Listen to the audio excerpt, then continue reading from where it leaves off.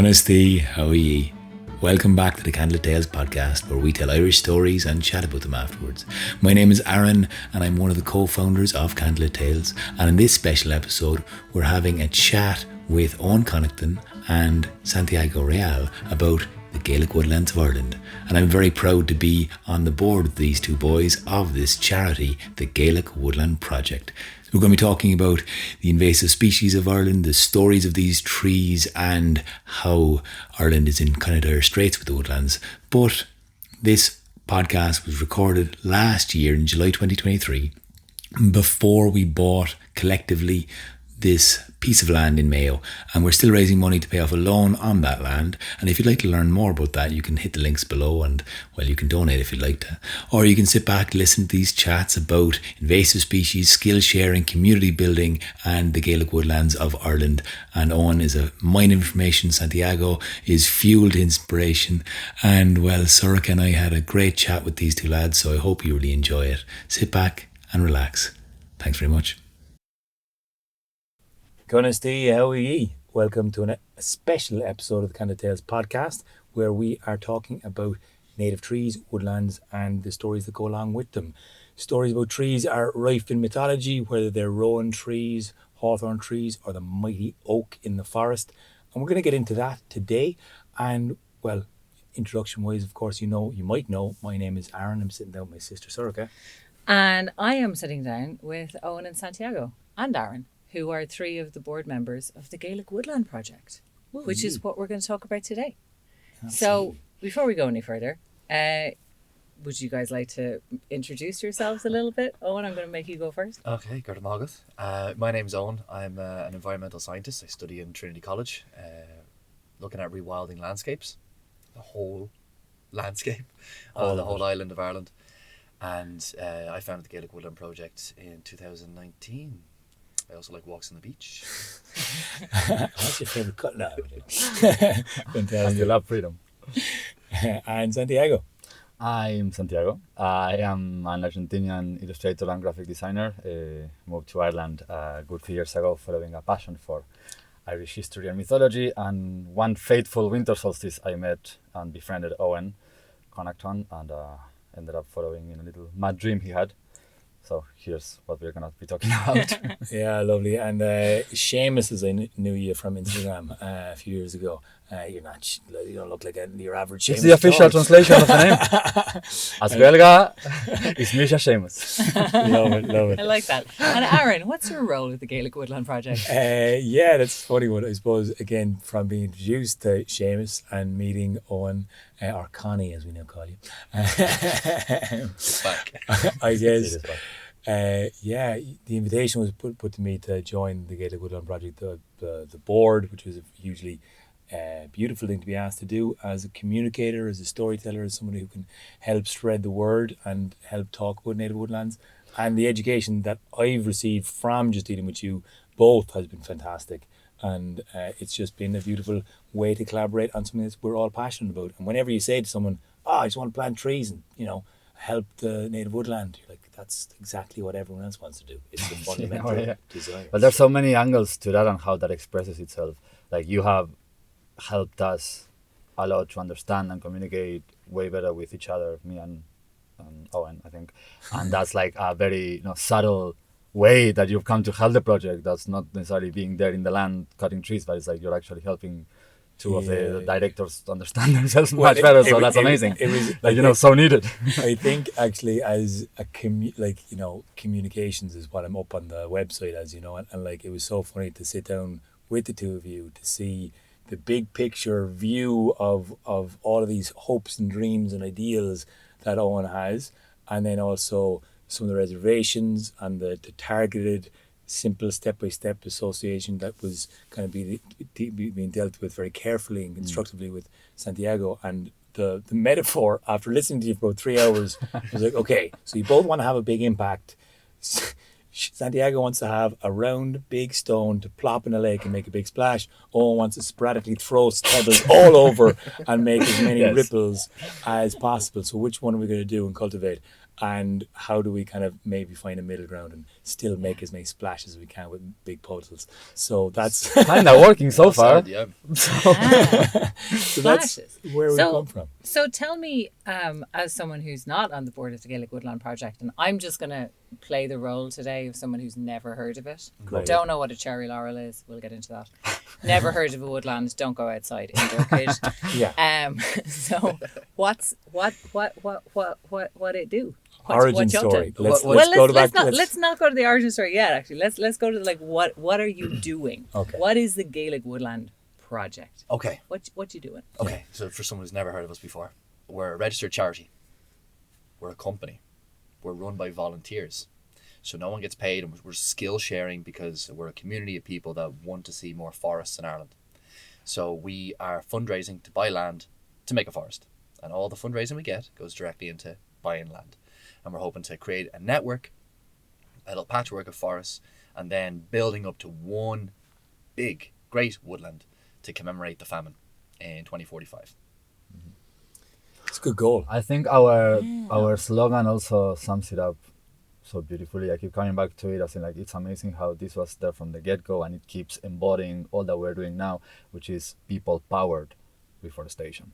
And that's what's being, I think, such an incredibly unexpected, don't know if unexpected, but deliciously surprising effect of what we're doing is the people and the community that's popping up around it. It's just amazing. So true. And I think one of the biggest things that sparked my fascination with the project was it being a social experiment.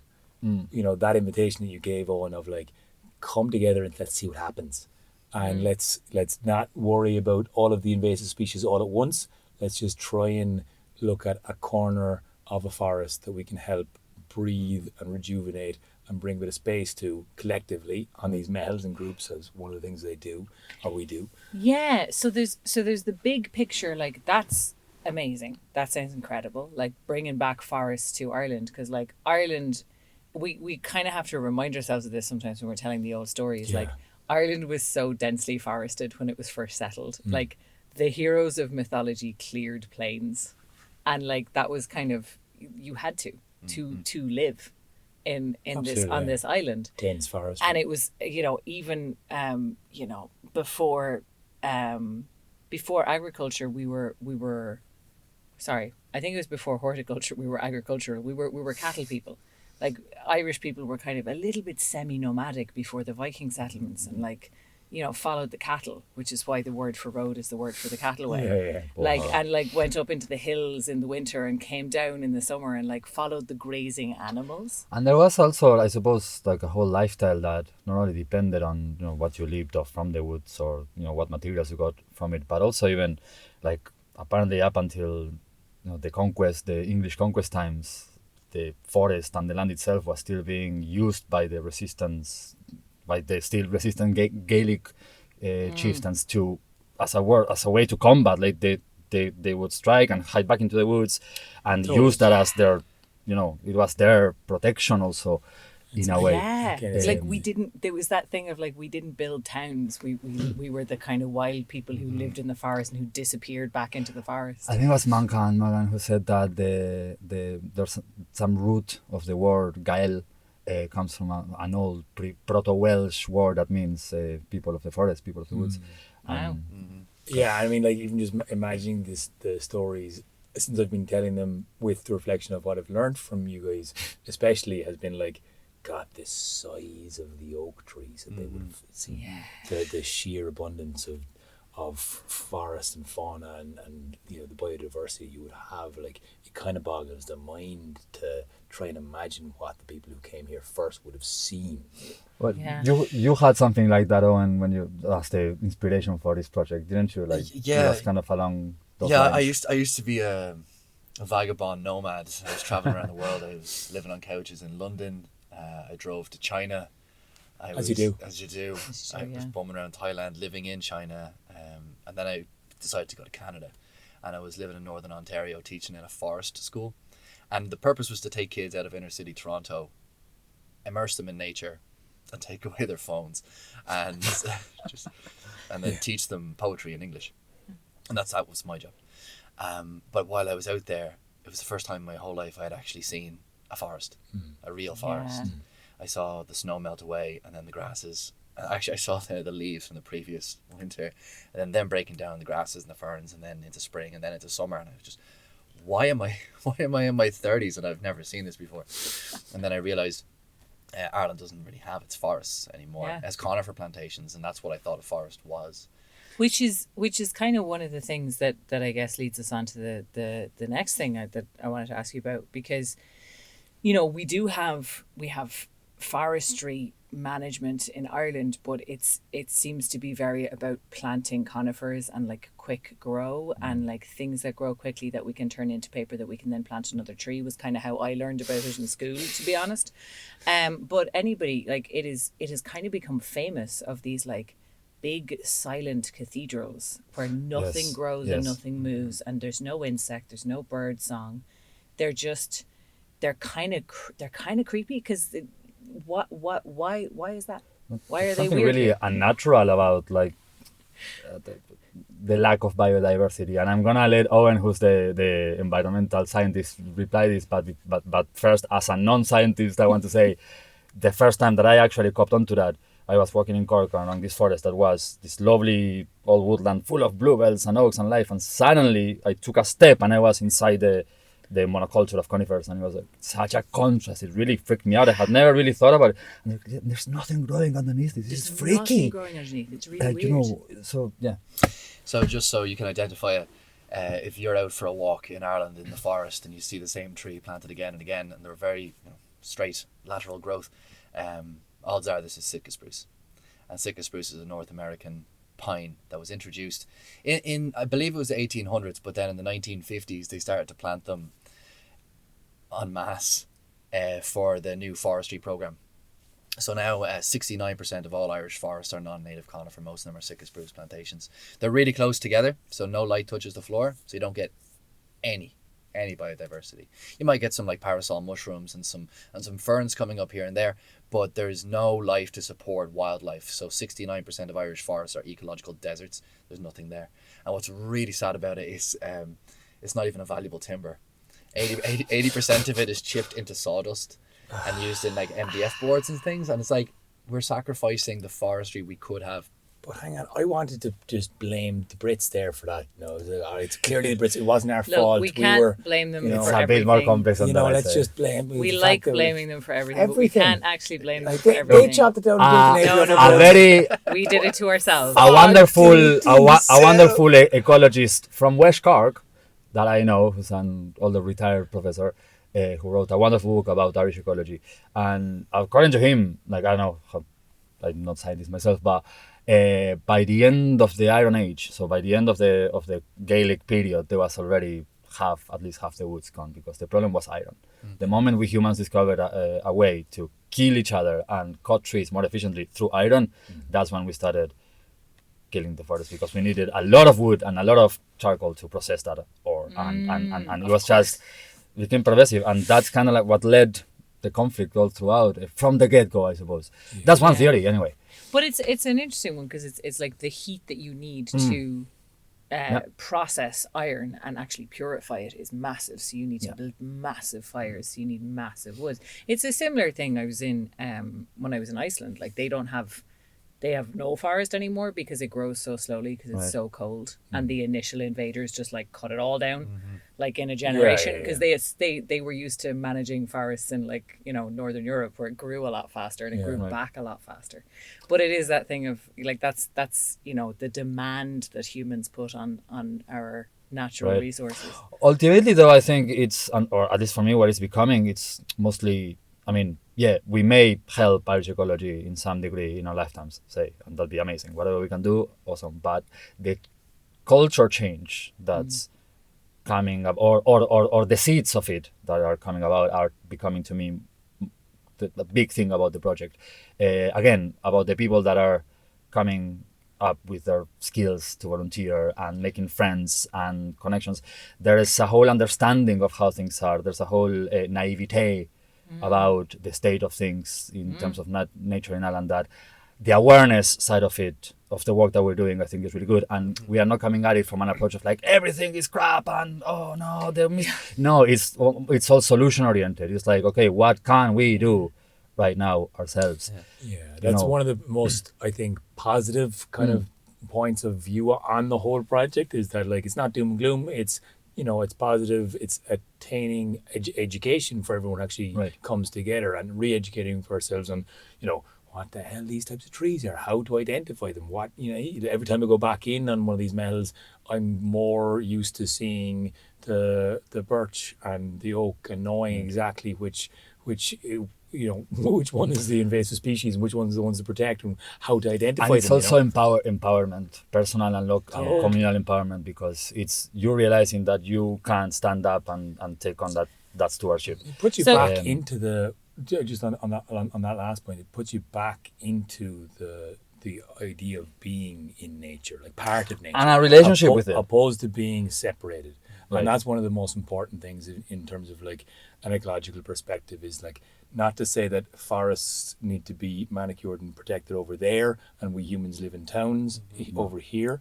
It's to try and understand that we can combine and live in some form of harmony, because we now have to, because any of the forests that we have in Ireland need help to be either cleared from invasive species or replanted with some of those. So I agree, and actually I think one of the interesting things about, you know, trying to divorce ourselves from nature is how very like in bad shape we can get ourselves, like when we try and over manage ecology. Like I always think of the examples of the, like, you know, the way that in cities, one of the reasons allergies are so bad in modern times is because they only planted like male trees, because they didn't want fruit from the female trees falling on the pavement, which causes all of the male trees planted in a row then massively overproduce pollen.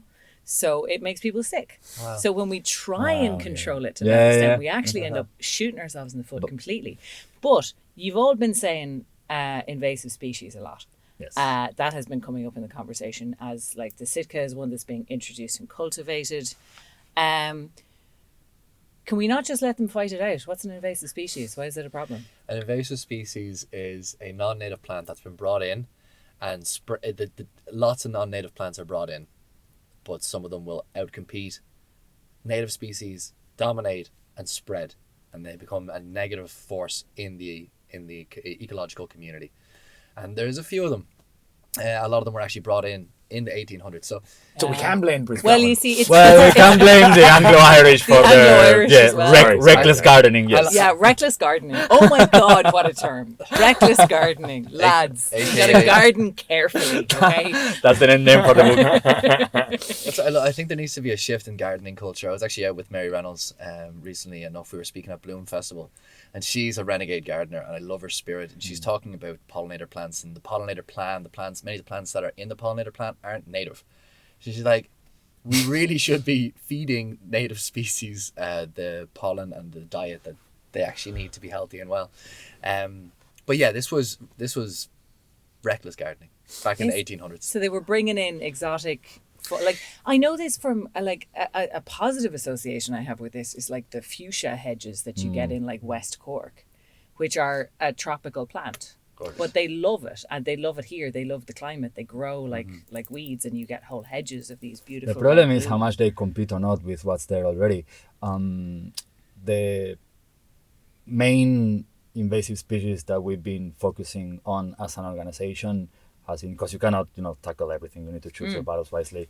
I received one call one fateful day while on a bus going through Tullamore of a very distraught Eoghan Connaughton going, hey man, like there's this invasive species called cherry laurel that's gonna killing everything. It's gonna take over all the woodland because it just grows and grows and doesn't let anything else grow underneath it.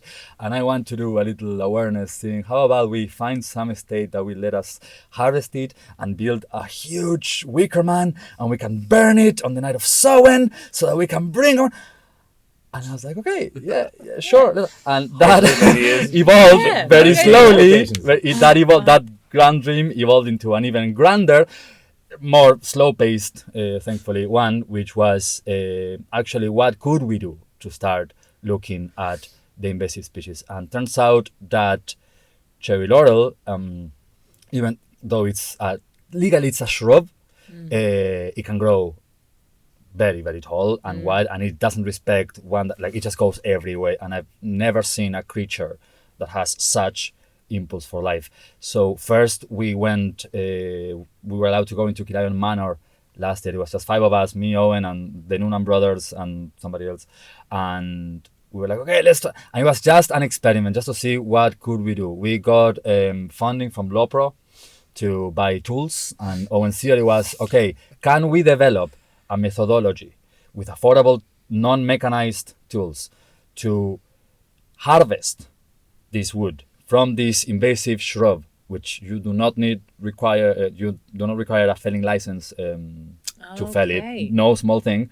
And can you heat your home for free with this? Can farmers eventually look at their own infestations and go, there's free fuel there, or there's money there? Can people, communities, GA clubs, little towns, tidy towns, can they go, oh, there's a model here to not only rid our local infestation of this terribly invasive species, but also warm up our homes or have a bonfire, you know? So that first outing of just 5 of us was very, very revealing, because we went at it kind of like, F you, Cherry Laurel, get out of here, go back to Turkey.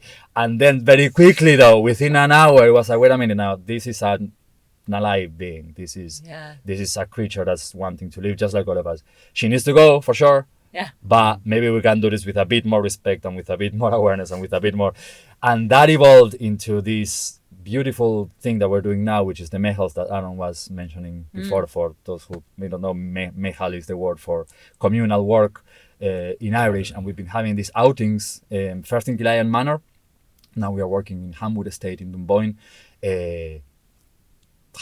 cutting down the trees, seeing how the wood behaves, piling up the refuse, seeing how long it takes for all of that to be choked down and rot in itself.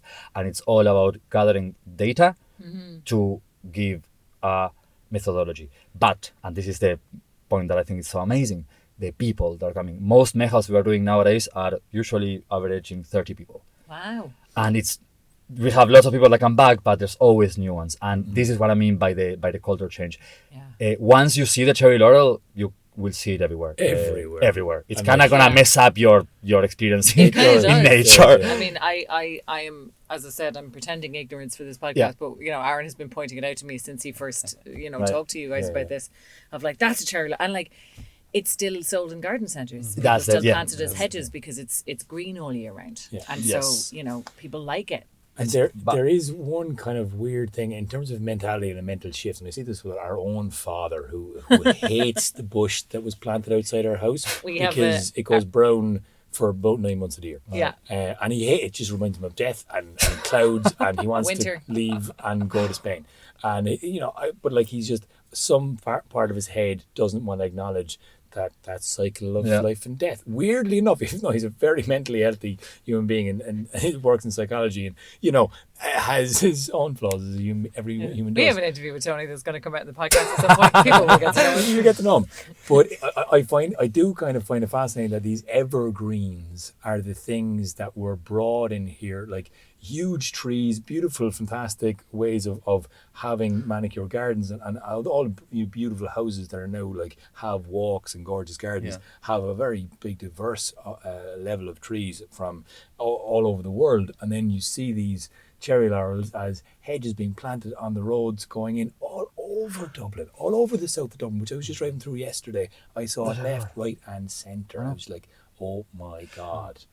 So just to put it into context, the reason why they were brought in Ireland was deforested but in the 1700s. I like to think, I know you can't really blame anybody, but it was after the fall of the Gaelic order, Battle of Kinsale, 1603 or 1604. The O'Hegartys.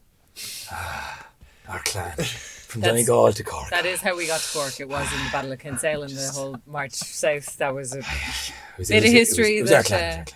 Carry on. Yeah, the O'Hegartys. I can feel the pain. We were the cavalrymen. All trauma. Our name means untrustworthy. Yeah, don't mention that. We said we wouldn't. I remember when we were left that last year.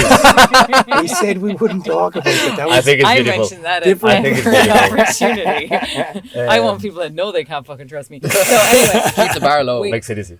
As I am lying in this whole podcast, I don't know nothing. So Owen, Ireland was deforested in the Ireland 1700s. was deforested, so there was the Royal Dublin Society and a number of other organisations, British like funded organisations and like Protestant ascendancy. They wanted more trees, so they started to plant, which is why most of the forests now are actually in the remnants of old estates. So if you go to Glendalough, that's Powerscourt. If you go to Hazelwood, that's the Nugent estate.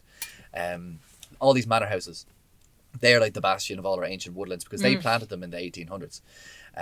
But they wanted to improve upon nature, so they were collecting plants from around the empire. And I remember reading this book. This guy traveled Asia for 8 years collecting rhododendron seeds. And one of those seeds was a rhododendron ponticum. And then some other plants like sycamore, beech, Sitka spruce, cherry laurel, all these are now invasive species. And all of these were... Beech invasive? Species, yeah. Even Sitka spruce, the conifer a tree of choice, is considered an invasive species. They were planted in these English landscape gardenings where they removed all the biodiversity, had these perfect manicure lawns. They set all these things up, but these invasive species broke from these estates, and now Ireland we used to be like 80+% oak, or well, predominantly oak, but 80+% vegetated before people came here, according to pollen records. But they're tricky. The wind affects them. So, so now stiff breeze. Those native forests are reduced to 1.5%, and they reckon it's 0.68% that are the ancient oak forests. Wow. So even those ancient oak forests, they're only 400 years old.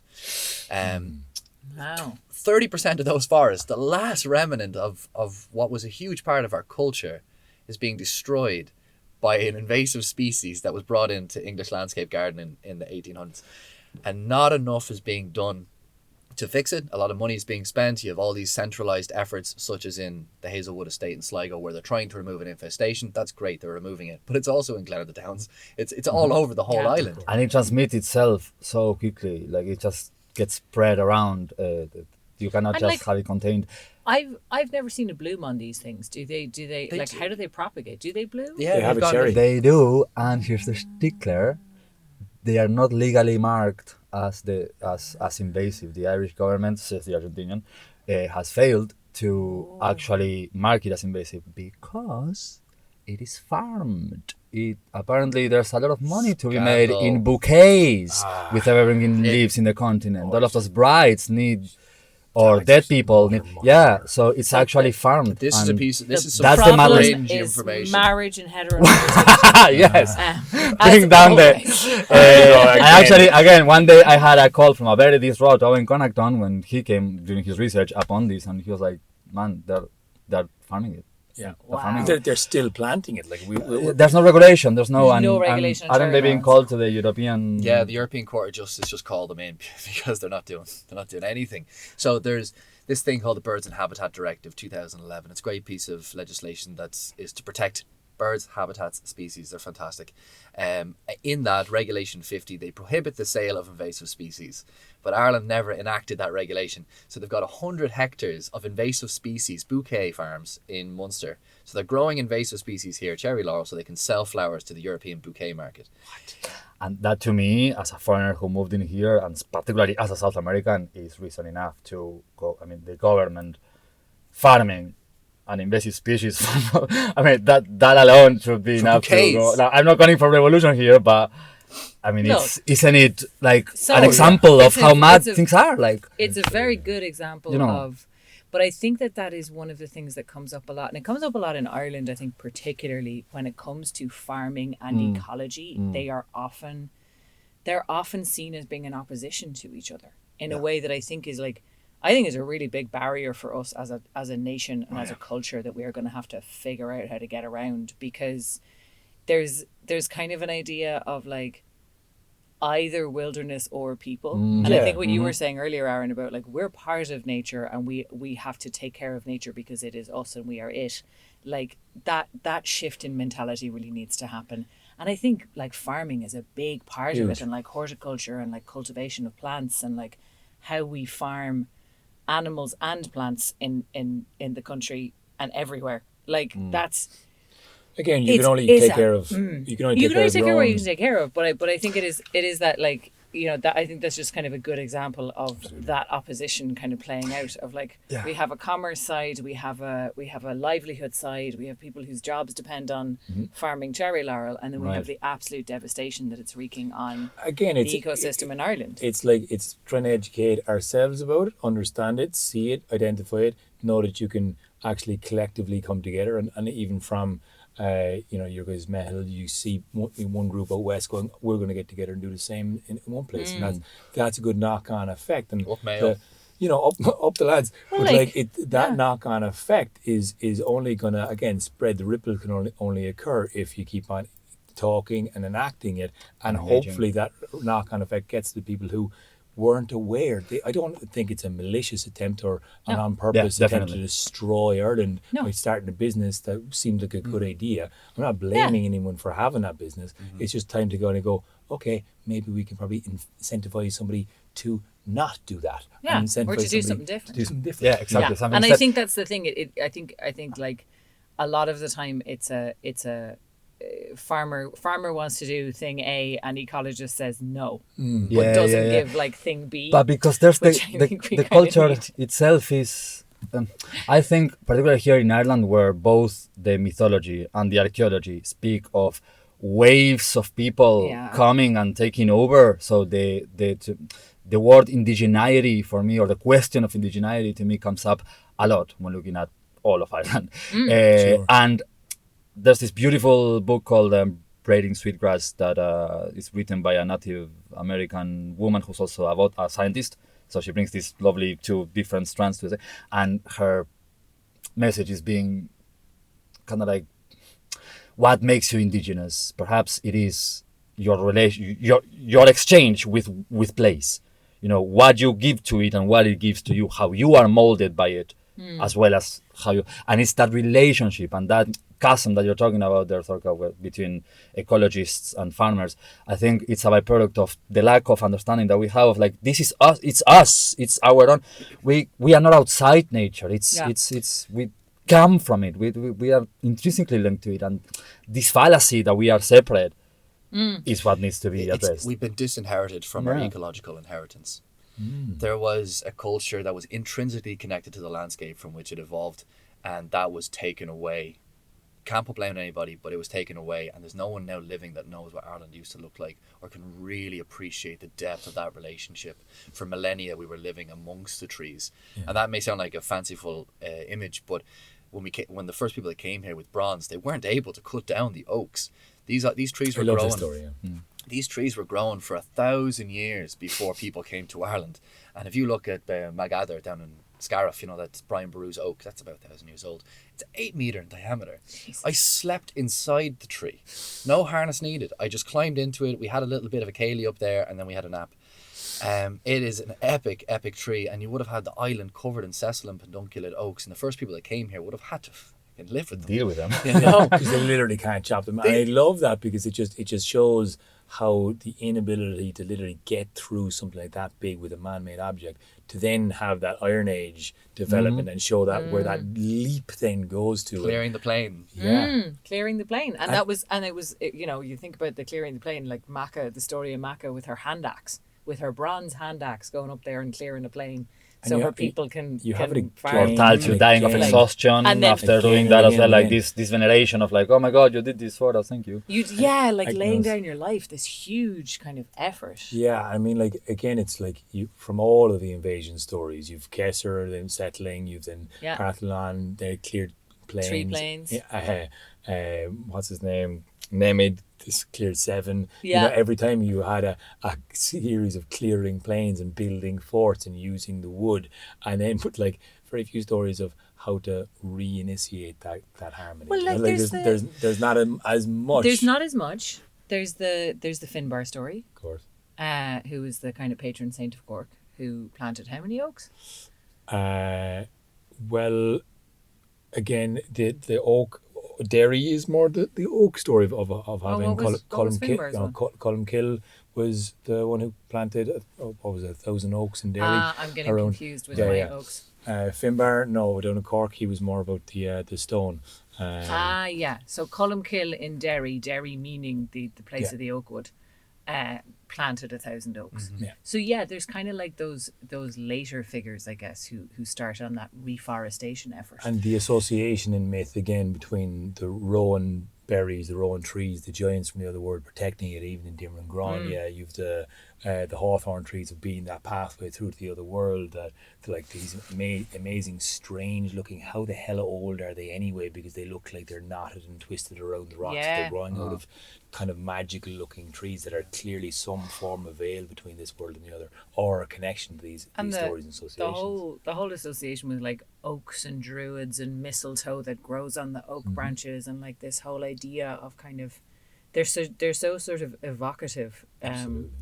Now, I wonder what the mechanics were like the social dynamics of that interaction, that exchange with the woodland. I know there was these very specific Brehon laws regarding the proper care of trees, but at the same time that didn't stop them using copious amounts of oak to build their fortresses and so like I wonder, there must be something that is missing nowadays, like some sort of, maybe because it was oral, but like some kind of thing. Well, further than Brehon laws, like there has to have some sort of spiritual pressure almost to like, I wonder when did that stop? I wonder when that care for the woodlands became complete. It's one of those things that I think it's also like part of it. I think is just the when a natural resource seems abundant, it feels limitless. Yeah. And when humans are kind of not the most, there aren't as many like people living, the woods seem big and dark and deep and scary. But I was thinking of something as well, because like, you know, when you're talking about the resources of it, like one of the stories about like the great high kings is like one of the signs of a great high king is like the rivers are full of salmon. You only have to fire an arrow in a random direction and you'll hit a bird or an animal that you can eat, and your neighbour's voice sounds sweet in your ear, and the forests are full of mast. Yeah, and I've always been confused by this word mast of like, because it's like it's referred to as like the grazing for pigs in the story of Rucht and Fruach, which is the kind of precursor to the Táin. That was always what really confused me, when there was great mast in Connacht. Rucht and Fruach would feed their pigs up in Connacht. When there was great mast in Munster, they'd feed their pigs out. What the hell are they eating? It's something to do with like the undergrowth and the like. I just thought it was like a weird translation of I guess they were just, I don't know. Explain, Owen, please. Yeah, we found out that Owen knows the stuff. He's literally made my day. I never knew. It's a mast year this year. Well, that's the rumour. So mast year would be when the oak releases a copious amounts of acorns. So what the oak does, I read this in Secret Life of Trees, which is an incredible book. It's looking at some research by a bunch of different professors, but one is Susan Sinard up in I think she's in British Columbia, looking at how trees communicate electronically through the soil, how they communicate with pheromones, and how trees can recognize their mothers, and they treat their mothers differently, and they'll exchange nutrients comparable to like their family dynamics. But within this, they said that the oak trees will release in mast year, because if they did it every year, the animals, the pigs that would graze on them, their populations would bulge so much that no acorns would survive. So they reduce, they suppress the population. So when they do have a mast year, it's more likely that some of those acorns will survive and propagate. Wow. Yeah. The author from Bread in Sweetgrass was also making the same point about how trees communicate and they kind of strategize. So like, what are we doing this year? Are we all super blooming, or like the hawthorns this year? I don't know if you noticed, but like the hawthorns all around the country were stunning. Like there was a bloom of white everywhere, and everybody was talking about them. Like I hadn't never seen them in my few years in Ireland. And there is definitely a whole language and a whole realm of life and communication that we are only starting to glimpse, and I think we'd be very arrogant if we thought that we already understand how these things. It kind of reminds me of this was a little, I think it was probably like a TikTok I saw or something, but apparently there used to be 3 spices on the table. Old salt and pepper sets have a third container. And no one knows what goes in it. like historians don't know what goes in it because nobody bothered to write it down. So because it was so commonplace and it was so everyday. And I think about this a lot because I think about it in the context of like the knowledge that we lose because people don't, either because people value it very highly and it's like esoteric and it's secret and like, you know, the kind of druidic culture of it being like a closed practice and only initiates get revealed the stuff. And if you fucking kill all the initiates and nobody else is initiated, it dies completely and irrevocably. And then the other half of that being the stuff that is so common knowledge that we don't bother to talk about it. Right. Yeah. And like that we don't bother to encode it because it seems like such a given. I'd say that herbal knowledge was a common thing amongst most people back in the day. Like Well, there was again, like, already without even like putting that not like understanding or trying to interpret it too much, which is like one of the fallacies of looking back with a kind of a modern perspective on what it was that these beautiful people did back then, and they were killing each other, and you know, God only knows what. I'm right? cutting down oak trees as soon as they were able to. You're right. So like, you know, it's lovely Like, to woohoo, I got romanticize iron. it. But I also think there's a really interesting connection between that, like the cold iron and the destruction of the oaks and the people of the forest, and also the association of like iron repelling like fairies and like the other crowd. And like this, And that maybe magic there's an being ancestral memory of that, like, well, even maybe an ancestral memory of like one of those, you know, new peoples coming to a land that was already populated by people who were more in touch with nature and who had a tendency to disappear into the oak trees. yes. And going, hey, we can kill them with this iron axe. Yeah. And we can Get kill rid their of oak them. trees. And if we kill their oak trees, then we win.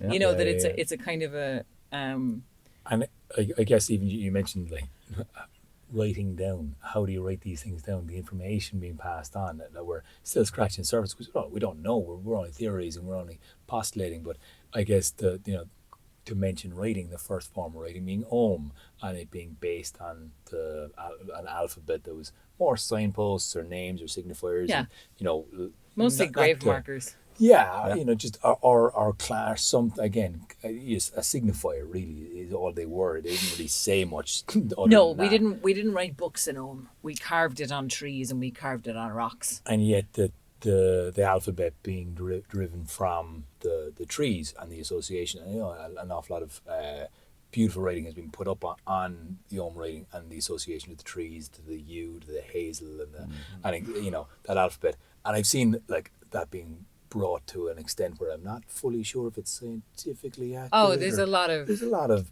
neo-pagan stuff. There's a lot of projected into it, for neo-pagan sure. stuff. But also, I find, you know, it's so interesting. Say, for example, I came across the other day, which I didn't know. There's apparently a text called the Eoghan whatever that explains. It's a medieval text that explains the names of each of one of the versions of the alphabet, because there was many. Yeah. And I guess there's such a mad confusion. It's a beautiful thing to start exploring because, for example, the hawthorn, right? If you ask any Instagram pagan, you ask him what's hawthorn in Irish, they say hua. But hua is the word of the Om letter that's associated with hawthorn. But the word hua by itself means fear in Irish. And the name of the tree in Irish is Scachial or something like that.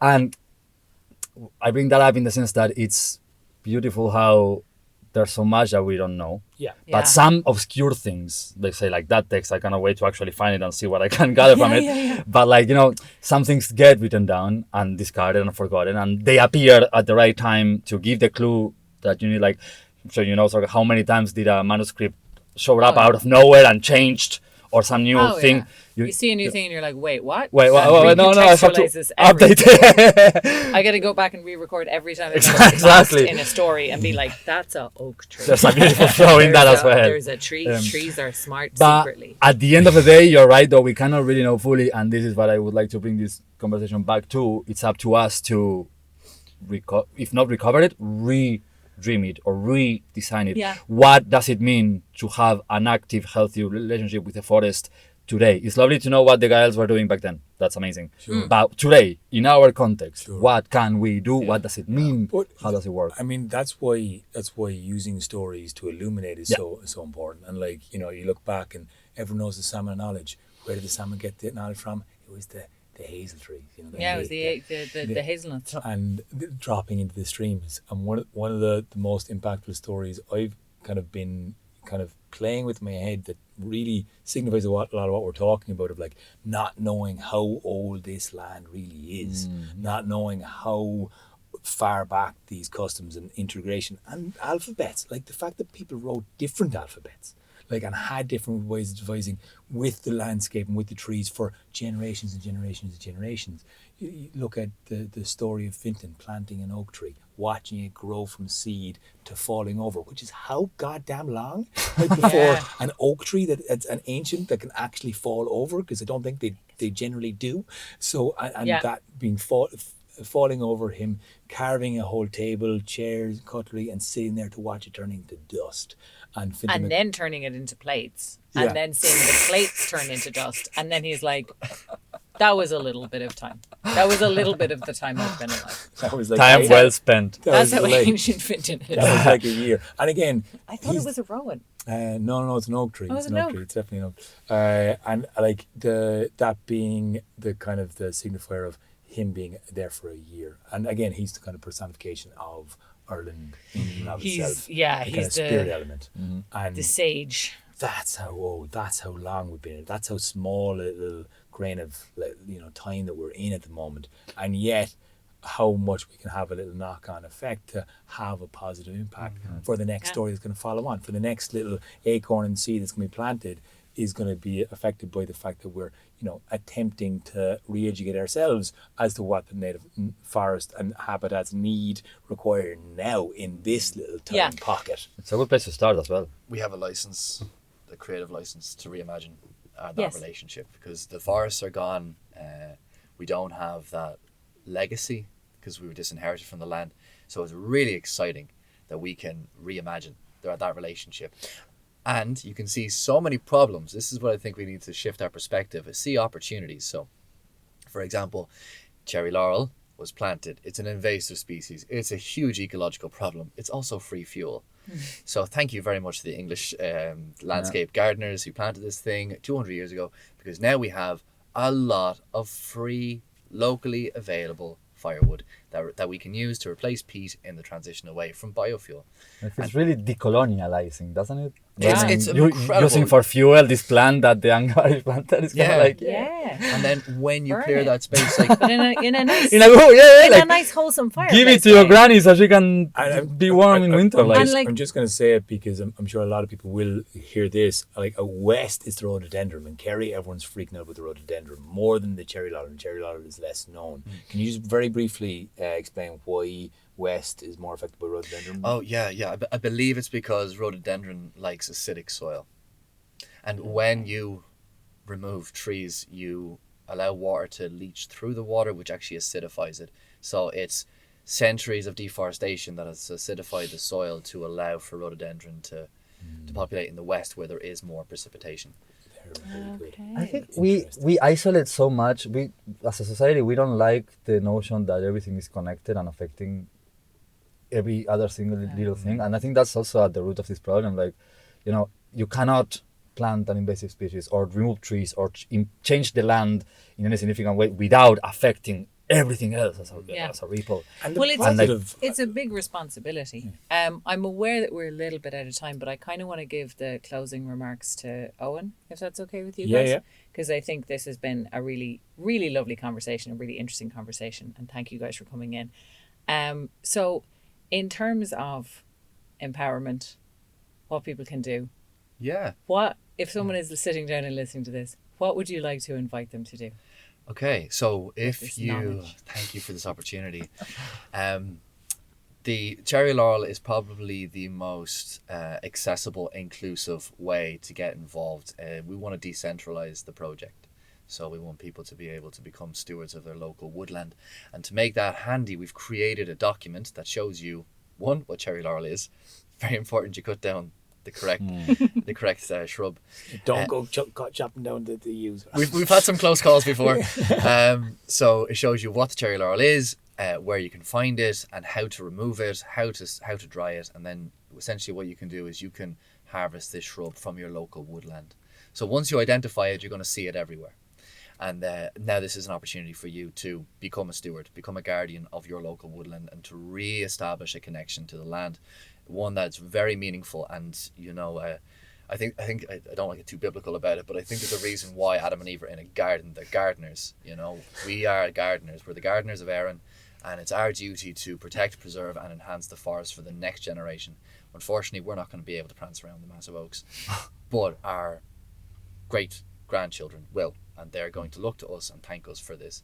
And I think a lot of people now are talking about ancestors. I've heard a lot of people thinking about legacy and thinking about all those who came before. We are in this moment and time weaving in that tapestry, and we decide what we're going to do. And For those coming.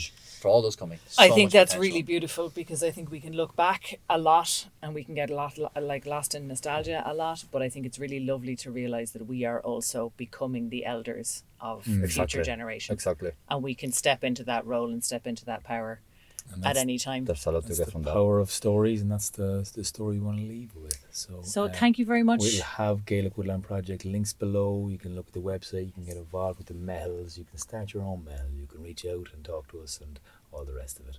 And until next time, well, we'll see Thanks a you at the million, next- guys. Well, mille macha good. Gurbi and Margaret. You. Yup.